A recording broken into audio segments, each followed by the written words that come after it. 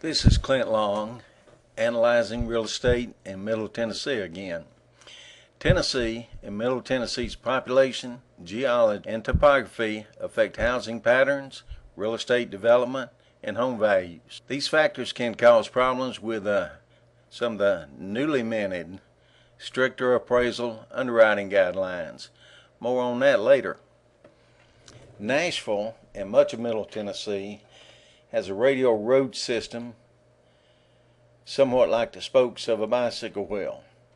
The location of rock beneath the surface of the earth in Middle Tennessee often dictates where a road is built, where a sewer system is feasible to locate, or where septic tanks can be installed, which often require larger lots or acreage. Blasting is often a necessity. Our close-up here on Nashville, it shows us the radial patterns of a lot of the interstates, roads going outside of Nashville, but we also get a look here at the topography, and we're going to be looking here in a few seconds up here at the north and northwest section. You can see a little bit of the elevation of the topography here. Here we're at the edge of downtown Nashville, looking toward the north and northwest. We can see Briley Parkway coming around there. Pulling, you can see the density of the residential development here. But north of Briley Parkway up here, we start to see the hills, and you can see how the roads snake through the valleys. Path of least resistance. And off these roads, you can see roads going into other developments. The same way over here. That's Clarksville Highway, and it's very normal. If we're looking at residential developments here, a road that runs beside the hills and the ridges. Up here, the same thing, a road coming off of Clarksville Highway, and you find that throughout Middle Tennessee. Next, we're going to take off. Kingston Springs is in Cheatham County, and we're looking at the southern part of the county now, but you can see a tremendous amount of elevation, topography, trees.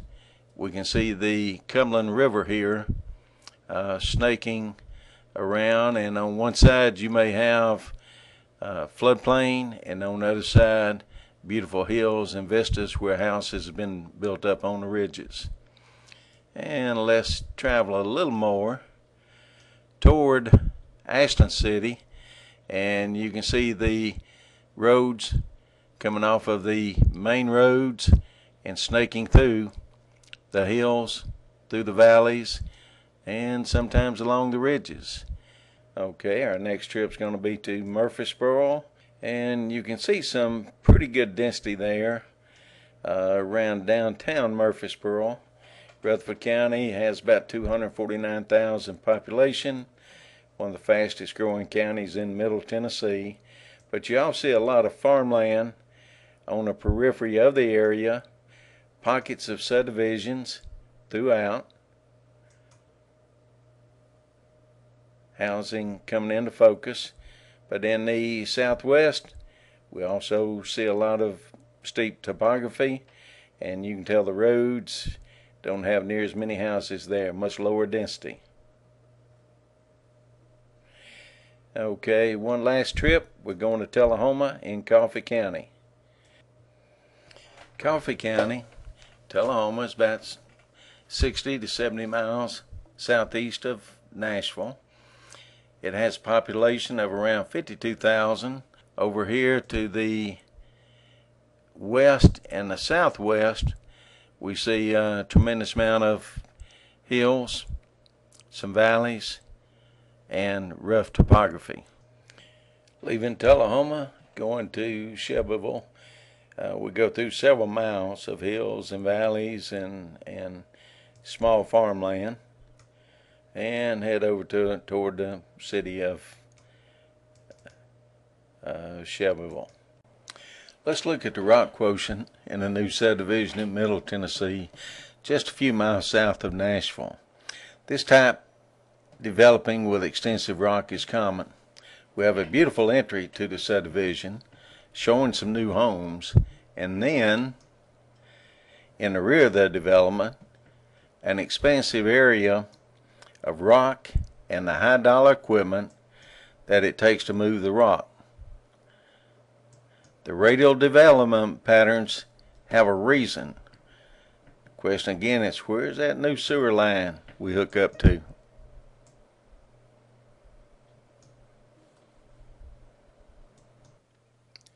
This video clip on Tennessee and Middle Tennessee complements our Google Earth video on Tennessee's population, geology, topography, and how it affects housing patterns, real estate development, and home values.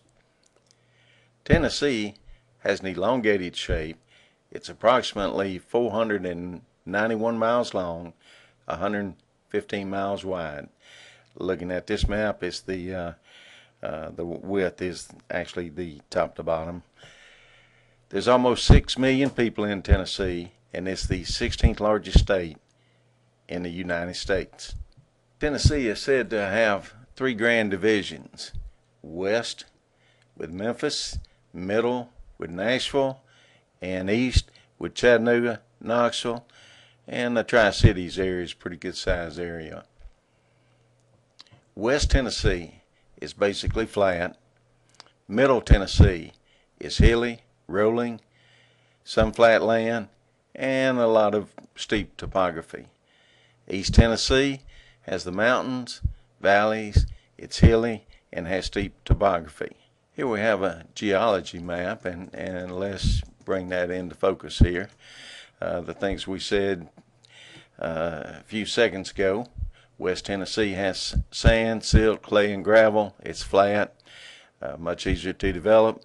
Middle Tennessee has limestone, chert, shale, so it's rocky underneath the soil, and that's a big part of the reason for the hilly topography that we have here.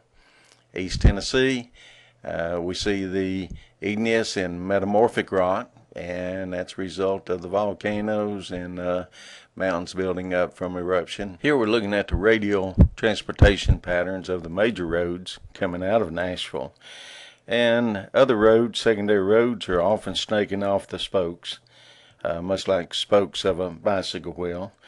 They're branching off through the hills, valleys, and a lot of times even along the ridges. This is in direct contrast to Memphis and the flat area of West Tennessee. You can often draw a dot in many areas of Memphis, draw a circle around the 1 mile radius around that area, and find a number of home sales, and with particularly within the 3 to 6 month category of some of the new underwriting criteria. Here's a map of Middle Tennessee showing the populations of the color-coded counties, with Davidson County having around 626,000 people. Rutherford County is the second largest, 249,000 people. And anyone interested could pause their video now and get a little better feel for the population of these counties. Here's a map of the multiple listing area of Middle Tennessee, which includes 2 counties in Kentucky and a multiple listing area for a number for northern Alabama. The area circled by red is our primary appraisal area. Area circled by blue is our secondary appraisal area. We also do a little bit in Moore County, some in Franklin County, Winchester. Here we have a list of the SMSA counties, Standard Metropolitan Statistical Area. I'm glad I was able to say that. And here's a list of the counties and the population of each county. Again, you can pause and take a much better look at that.